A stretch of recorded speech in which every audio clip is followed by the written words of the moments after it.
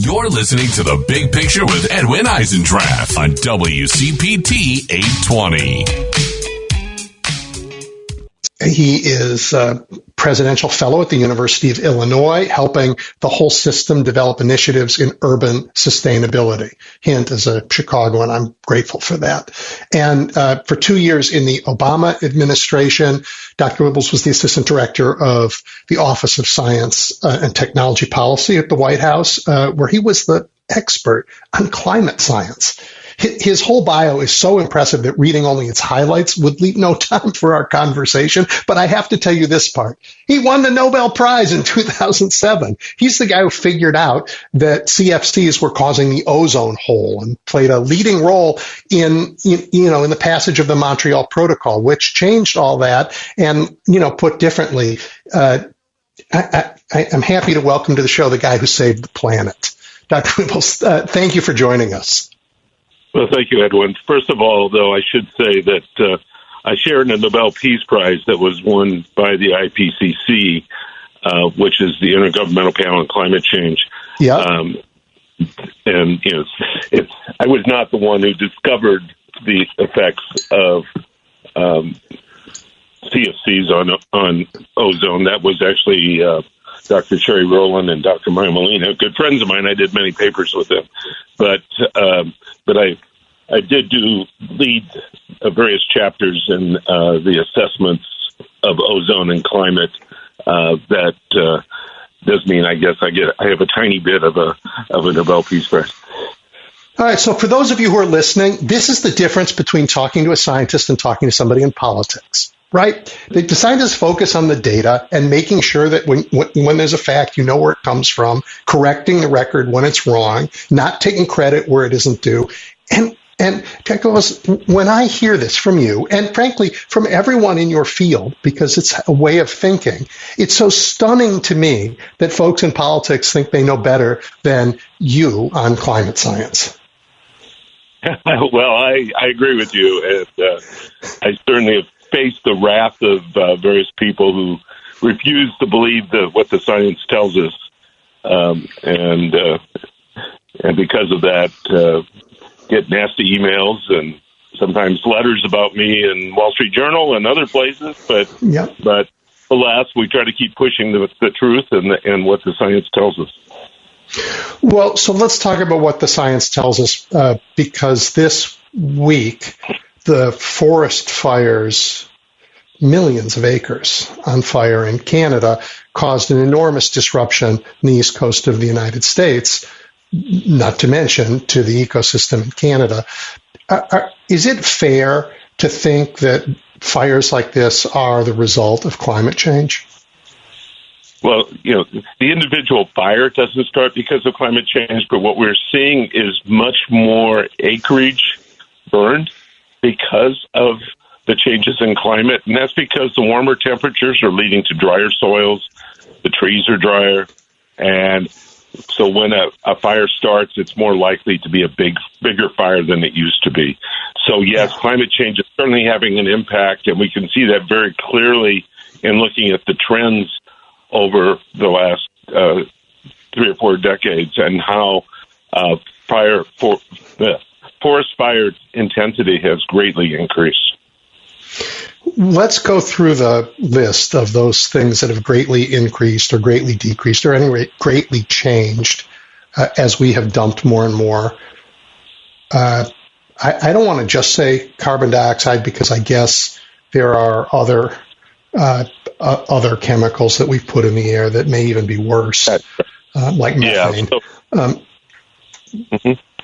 Go ahead.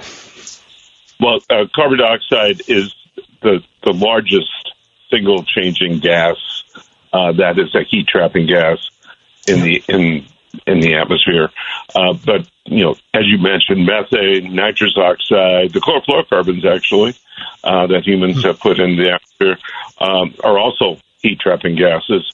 And then there's particles like soot that also have a heat trapping effect. So we fully take into account all these different aspects of what's in the atmosphere when we start looking at explaining what has happened in the past changes in climate, and also make projections for the future. And before we get into those projections, let's talk about the consequences. As you said, larger fires when a fire starts. What else are we seeing? Rising sea levels, right? Certainly, yes. Rising sea levels. Actually, 25% of that carbon that goes into the atmosphere ends up in the oceans, and that is causing the oceans to become less basic. It's called the acidification of the oceans, and that's having an impact on certain life forms in the ocean.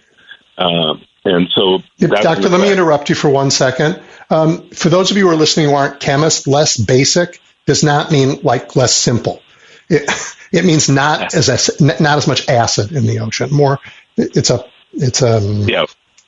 I don't know what to call it, but they're the pH in the ocean is a little under 7, and so it's what we would call a basic solution. But or slightly over 7. I'm sorry, and it's actually becoming less basic, so it's becoming acidic more. Which has got to affect all of marine life. It has a big effect on shell life, and then of course that then feeds through the entire system. So that's a concern. More precipitation is coming as larger events. And we're getting many more kind of severe events, more heat waves, more flooding, more droughts. More tornadoes, bigger tornadoes.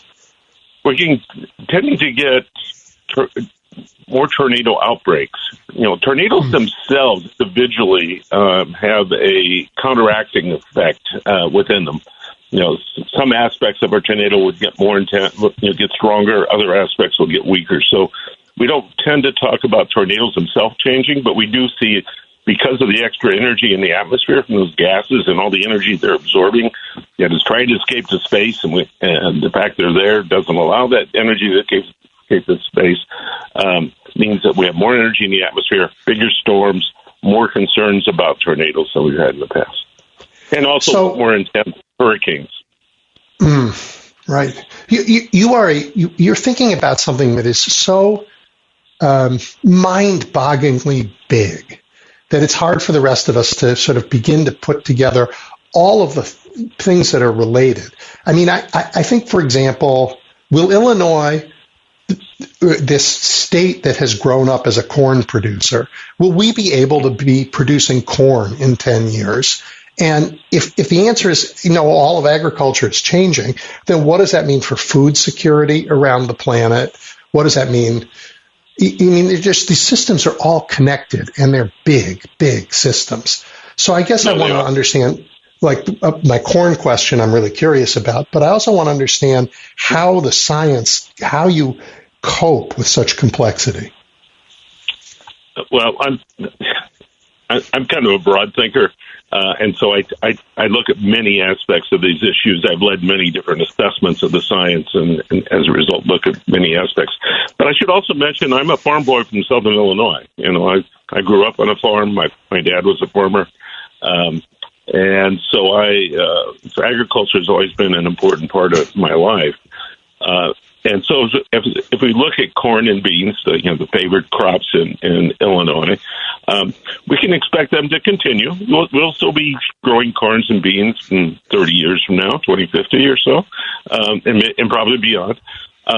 But we'll probably see some continuing improvements in the genetics of the plants, maybe even to the ability to be able to, more effectively deal with drier summers, which is one of the things we expect. But if we don't see really major changes in the plants themselves, we can expect decreasing yields over time because of the increasing heat, the summers being drier, as I mentioned, drier soils, and therefore affecting the overall yields. And on top of that, wetter springs and winters, meaning it's going to be harder. It's harder many years to be able to get into the field soon enough. Now, this year was actually that way, but there are many years where farmers around here in central Illinois have difficulty getting in the field in the spring because they're just too wet. I saw I saw an old presentation of yours, and one of the slides was a map of the country where the state of Illinois sort of detaches and floats south as weather in Illinois starts to, I guess, be more like weather used to be in places south. Where would Illinois be, if we were back in 65? Oh, in terms of that kind of map, I haven't really done that. I've only looked at it in terms of what does it mean for Illinois in the future, particularly in the summers. Well, okay, let's go. We can go forward. That's okay. Yeah, so if we look in the summers, I haven't shown that graph actually for a number of years now, so you're looking at an old summer. But it still holds. I've actually looked at the science in terms of, what. So the idea was, what would the state of Illinois look like in terms of its average temperature and precipitation in the summer months by 2050 or 2100, depending on which scenario. That means, which choices do we make about future emissions of these gases and particles? How much are we going to continue to heavily burn fossil fuels and emit all those gases and particles into the atmosphere? And that meant by 2100, we were talking Illinois being like Dallas, Texas. Well, it ends up you can still grow corn in northern Texas. My youngest son lived in Texas, in Dallas area until 2 years ago. And yes, you see corn there. It doesn't produce as well. And so it's a very different climate than what we're used to here. Yeah. When he moved down there, every day in the summer was essentially above 90, well over 90 degrees. Well, that's not what it is in Illinois. And, so it's a very different climate than what we're used to. Well, in places like Phoenix, now they have a water problem. They have to limit the amount of water they take from the Colorado River. But the heat seems to be, I don't think people in Chicago know how hot it gets in Phoenix all summer and stays. Yeah, there's many days that are above 120 degrees, and that is a point at which you really can't be outside for more than a few minutes without having serious health. So that's one of my concerns. The concerns of the science community are some places like Phoenix going to be essentially unlivable as we progress through this country. And your science encompasses, because it has to, the whole planet. So I'm thinking of chunks of Saudi Arabia, which are already pretty hot in the Gulf, or places in Africa, or islands in the Pacific that will be underwater. There appear to be parts of the world where will not easily be habitable by humans anymore. And we're going to have severe impacts. We're going to have, I really expect there to be major issues with immigration in the future, both within the United States and with outside the United States, where as we talk about the dry getting drier and the wet getting wetter. So, a place like Phoenix getting even drier, or, Southwest United States.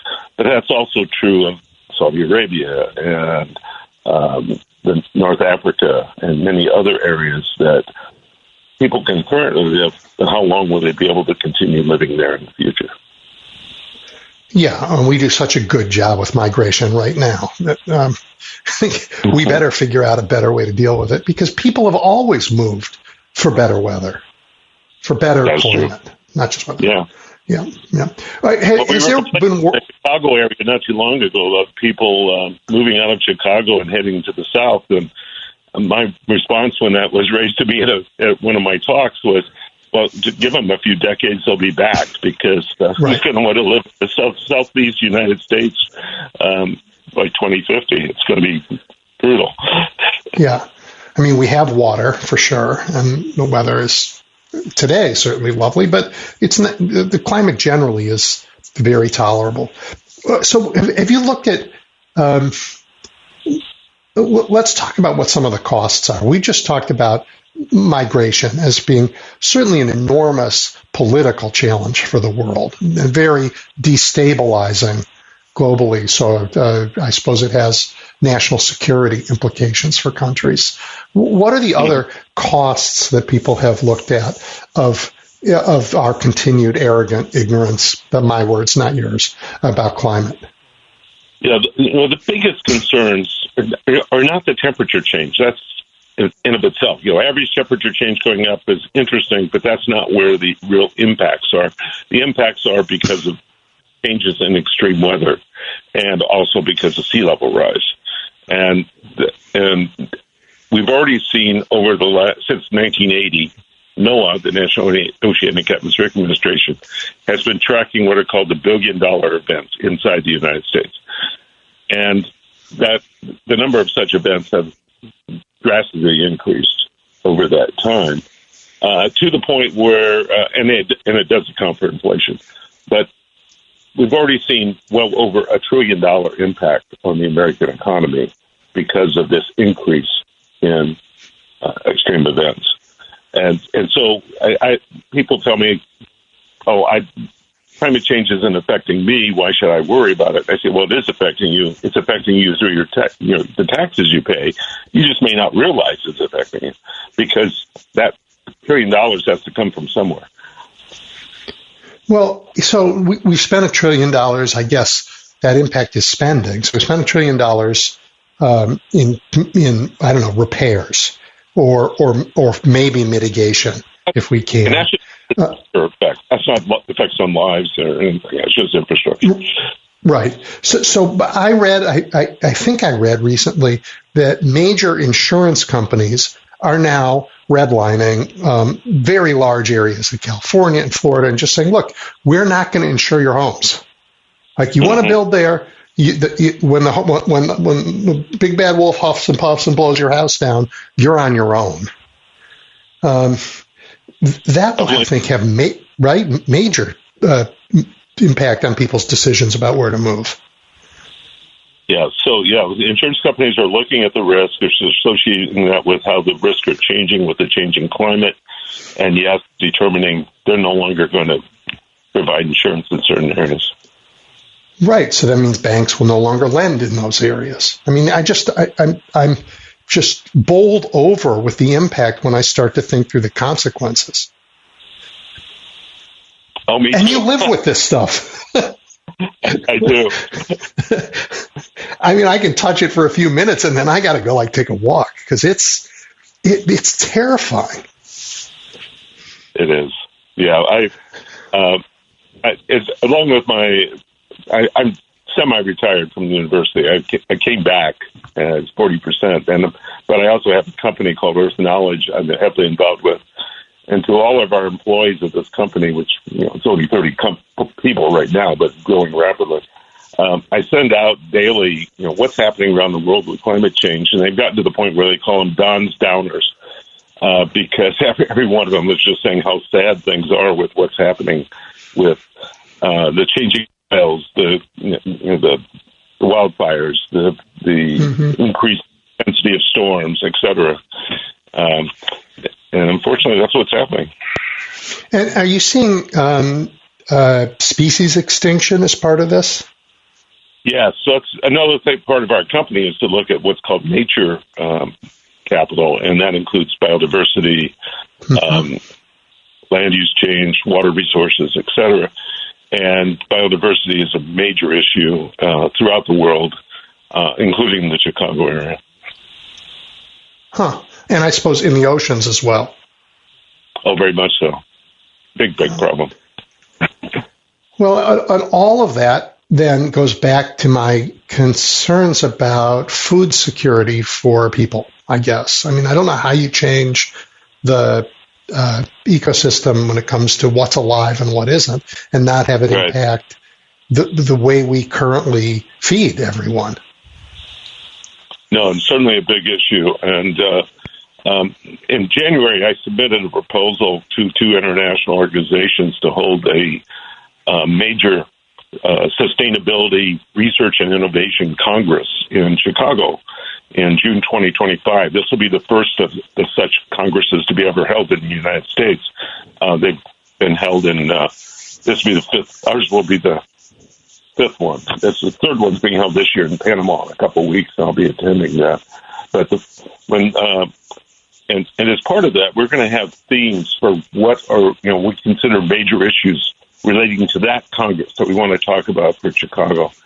And the first one was cities. That 70% of the population, about 80%, I think, currently in the United States, but worldwide, about half now and 70% by mid-century were living in cities. And so cities are a major aspect of what's happening with climate change. The second one was, what are we going to do about water? Fresh water. We're lucky. We have the Great Lakes, which accounts for 21% of the fresh water in the world, right in our backyard. But that's not true of much of the country or many other countries. How are we going to deal about that? The third one is how can we get industry involved? And then the fourth one is food and agriculture. And how are we going to use innovation and research to really effectively deal with the food needs of the world over the coming years? Those are big and really important topics. Help me out with the city topic. I've always thought that it's actually better for the world that we live in cities. I mean, if Chicago had another 1 million people in it, we wouldn't have to have one more street light, to illuminate them. We have just the infrastructure scales across more people. But that may be way too simplistic. Well, as a farm boy, I would have a lot of difficulty with that. I was always trying to avoid the cities. I'm happy living where I live in Illinois. I guess when you live without the streetlights, you can see the stars. It's a trade-off. There is a trade-off, yes. Nature's nice.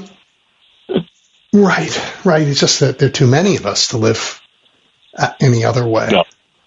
No, that's true. And there's a lot of benefits to living in the city, of course. And as I said, people are tending to live more in cities. So how are we going to make cities more sustainable and more resilient to the changes that are happening? So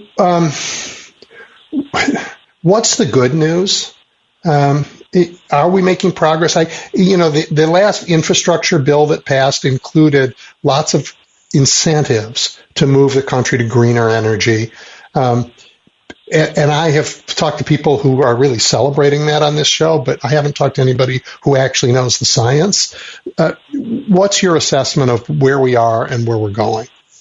Well, I tend to be optimistic. I still remember when we released the third National Climate Assessment at the White House in 2013.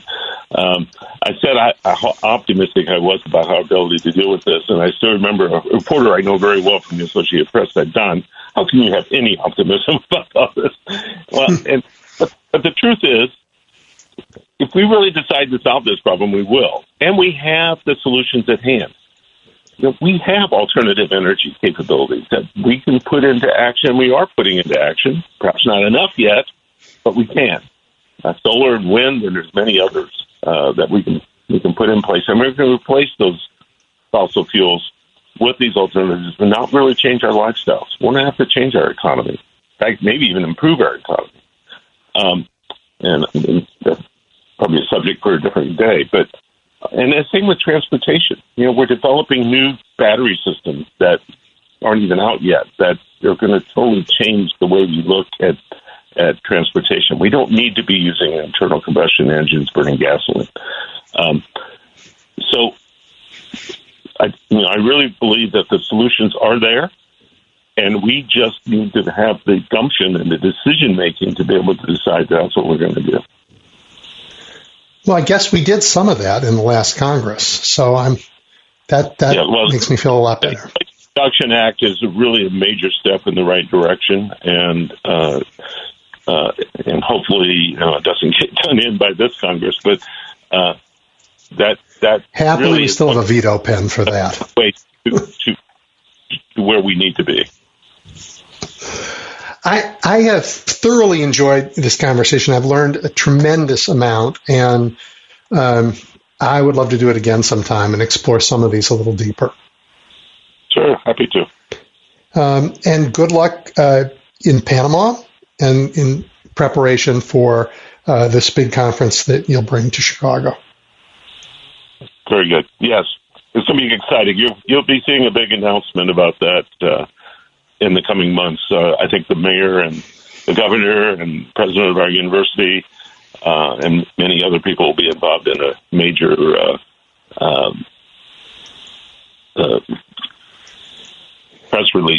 press conference about that conference happening, because it's going to be a big deal. I appreciate the scoop. Thank you. I won't go out and then write about it and take their thunder. But thank you very much. It was an honor to talk. Well, thank you, Edwin. Appreciate it. Take care. All right, everybody. That was a remarkable man, Don Wuebbles, one of the world's greatest experts on climate and climate science. Truly remarkable. Anyway, we're going to take a quick break. We are not done talking about the environment. We're going to talk about it much closer to the ground when we come back, and we're going to go, oddly enough, back to Iowa. Stay tuned.